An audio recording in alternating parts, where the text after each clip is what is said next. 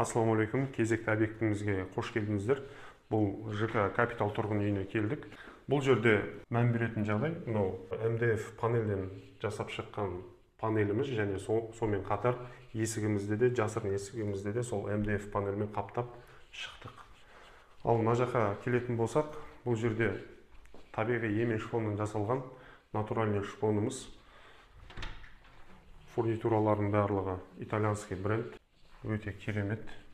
Және биіктігі 2,80, әрбір үйде кездестіре бермейтін биіктік. Бұл потологы 3,20 болғандықтан осындай есікті қою негізі өте дұрыс шешім болды.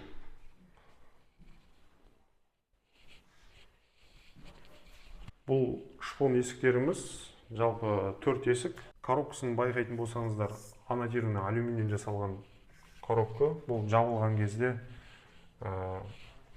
дизайн проектке сәйкес келеді, өйткені лишний сызықтары байқалмайды. Енді бұл есіктердің ең маңыздысы экологиялық таза. Бұл осындай есіктер қажет болатын болса, астына комментарий қалдырыңыз.